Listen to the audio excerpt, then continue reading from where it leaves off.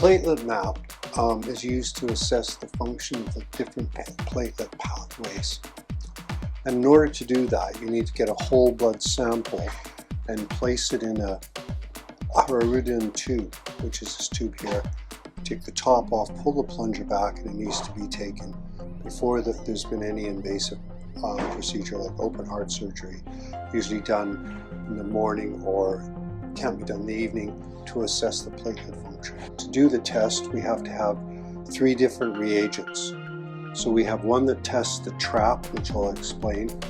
The trap is the thrombin receptor activating peptide reagent. The next one is the ASP.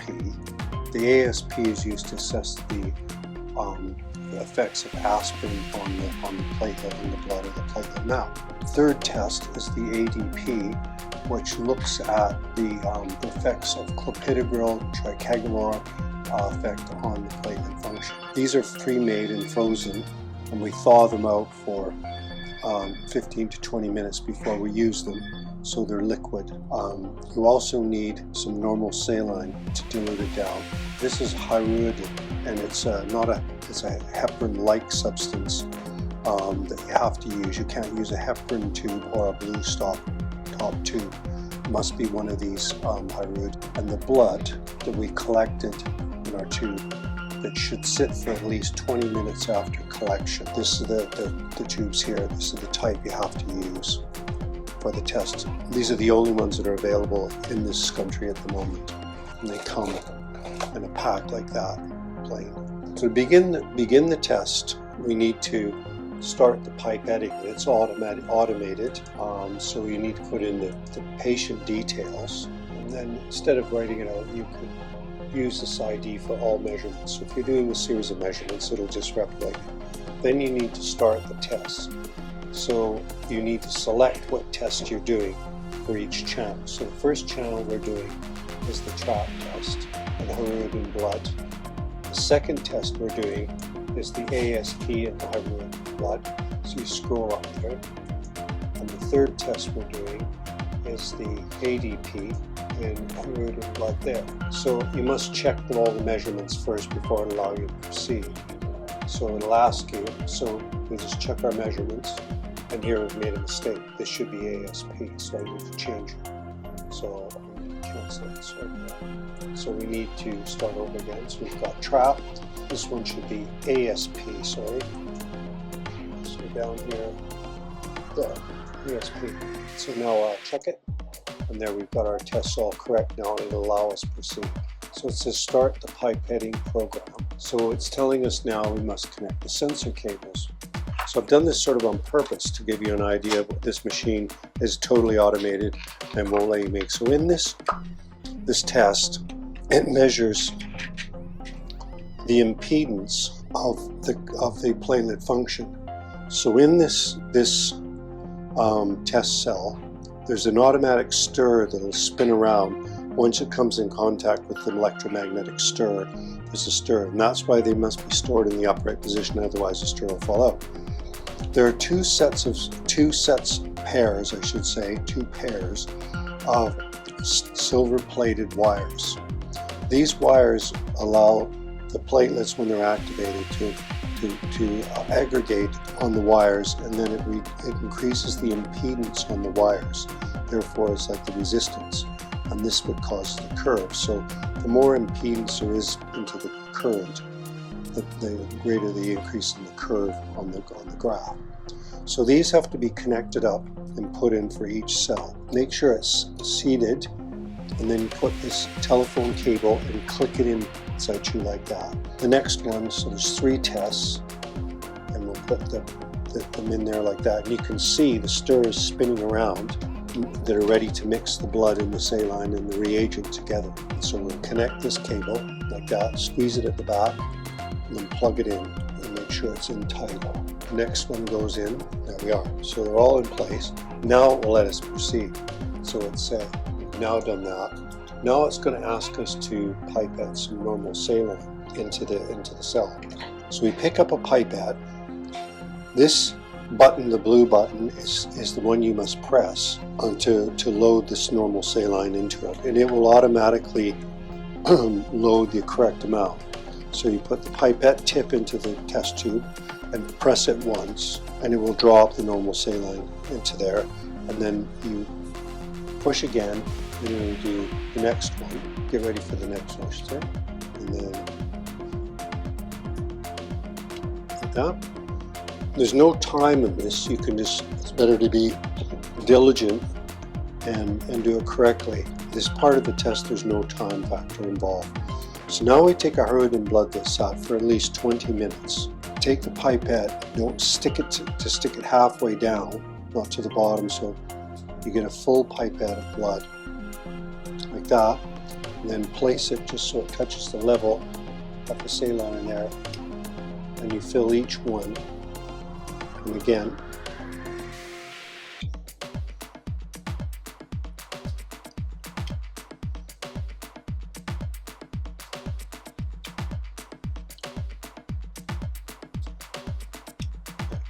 and we can discharge the pipette with this button here. So to get rid of the pipette without having to touch it with your hands, you just push it and it discharges the pipette. The pipette holder back in its holder, the cap back on here. The next process now, if we look at the screen, it has a time on there, and that's called the incubation period for each of these. So it mixes and warms that up to 37 degrees, and then it'll beep and it'll tell us to start pipetting our reagents. So we'll start with the trap, the ASP, and the ADP. So we'll have to wait another minute and 57 seconds for this to happen. Okay, the reagents in here, I'll tell you what they're not. They're not thrombin-based reagents. The reason not is that if we use thrombin, none of these drugs would show any effect on the platelet. It would automatically show a normal clot. So this is an impedance measurement. So it's specific for each of these three reagents. Different to, like, say, a Rotin or a TEG, thromboelastograph, which measures the viscoelasticity of blood. This measures impedance. So they use thrombin. So thrombin is the base in these, and that is why you can't get a good, accurate assessment of platelet function in a TEG or a thromboelastograph or a Rotin. Hence, we use a thing called TRAP6 as one of the reagents. TRAP6 is one that activates the platelet if it hasn't been stimulated by or antagonized by a platelet inhibitor. On the platelet, there are different receptor sites. So there's a receptor site for, say, ticagrelor or clopidogrel, which the site there is called Y2P12 site. It's the name of the site. And the ASP one is a site that's receptive to things like aspirin. The TRAP site, which I mentioned before, which is the thrombin receptor activation peptide site, is sort of going to be stimulated by the TRAP6 because it's not going to be affected by it. It's not receptive for any of the other drugs that the patient may have received. So the TRAP will be like the normal. It'll be like looking at the platelet function. It should be, even though the patient has had a platelet inhibitor like ticagrelor or aspirin or clopidogrel, the TRAP should be normal. Not unless they've had some other kind of drug that's been given to them that could completely negate the function of the platelet, and then that'll be abnormal. Okay, so now the beep has gone off and it's told us to pick up a pipette in the pipette carrier like that. Now we've got a reagent which has been thawed out, and we put it into the bottom and lift it up just a millimeter, and then aspirate it, and then put it and just touch the surface, and let it go in. Discharge this pipette. Now for this one you have to change each pipette in turn. So again, pick it up, put the pipette in, just lift it up just a bit, and then draw the sample, and inject it in there like that, and discharge the pipette for each one. Because If you don't, it'll cross-contaminate the reagents, and then you'll have them mixed up, because it only takes just a wee drop of one reagent to the other to contaminate it. So we'll do something like that.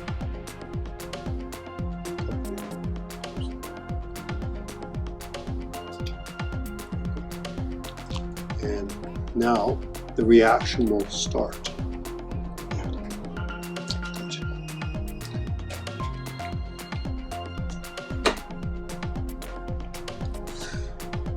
Now we can see the trap is obviously not being affected at all, and you can see there's two red or blue masked over a red. This is the pairs, the two pairs of wires run together in parallel, and it's just showing, giving kind of a standard or a normalization of the effect of the function.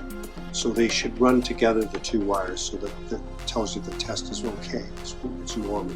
It's working fine. So this is going to make a curve, and then it's going to measure the area under the curve and give us a number up here when the test is finished. So the trap should produce a nice bell curve. Now you can see the aspirin receptor site. It looks like there's very little inhibition. So this patient is obviously either their aspirin isn't working, or they're not taking it, or they're not on it. You know? So there's a few factors there that people are on aspirin, patients are on aspirin, but they don't show any effect from it. And the same with the ADP curve, or the ticagrelor or the clopidogrel. Often you'll see almost a normal response in the patients on a fairly high dose.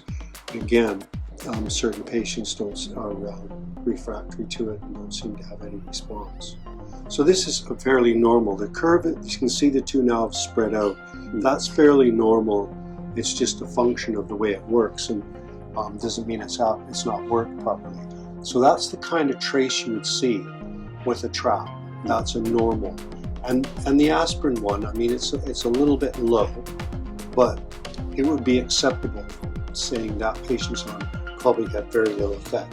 However, the ADP curve, or the ticagrelor, or the clopidogrel, or whatever other platelet inhibitor they could be on of that type, you can see the patient's had an effect, and it will measure when this test runs out.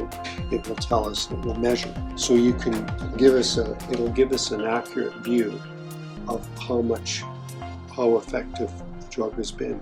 So this reagents, is every vial is for one test, or you open one per day and use it multiple tests? Yes, these are good for 24 hours. Yeah. So we open them up, thaw them, put a date up and a time, and then 24 hours we discard them.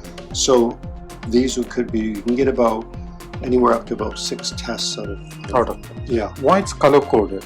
They're color coded just so we know which ones are which, because when you do them they're clear. So the yellow indicates the trap, the red the ASP, and the green is an ADP. So the reagent concentrate comes in some bottles, little test tubes, and we dilute it down. And there's a program in this called Liquitrans, and it automatically draws up and tells us. So when we do this, it makes multiples of vials. So for this, we would get maybe from one mixing, we would probably get maybe 12 of each, and then we'd freeze them. And then as the stock gets depleted, we go back to our stock bottles, make up some more, dilute it down with not normal saline, but sterile water. So that's how it's done. And they're actually quite inexpensive. The only disposables are the wells that we use to test cells. They're the only thing that we really dispose, and the pipettes. So it's not a labor intensive. I mean, that test now is in the trap is completed, and we have only been here maybe 10 minutes. And we've completed a complete test on 3 different tests. The only disposable are these. It's not labor intensive. It's like I say. So This test is finished and it's saying the area under the curve is 200 AUs, area under the curve is 137.76. So that's pretty normal. You would not operate on that patient, although looking at this, you may query it and say, we will wait. So usually if the patient is off the ticagrelor or clopidogrel for 5 days, that should be sufficient time that they wouldn't risk a bleeding episode from surgery. So we would probably think about operating on this patient. Because it's the area under the curve is 28, so it's on the borderline. We usually look at about 30 as the cutoff. Does this test give you any normal range? Does it anything or anywhere on the screen? No, but there's a chart. There's a graph here to tell us what action. So if you photograph, you can get an idea of what the normals are. Okay. So green tick in the sense it's finished now. So the test is finished, and then you can either leave it at that or we can print it. So we can print that out as a hard copy, and it stores it in the memory, and we can look it up. Thank you, Jim. You're welcome. Thank you for My pleasure. showing your. Thank you. That's great.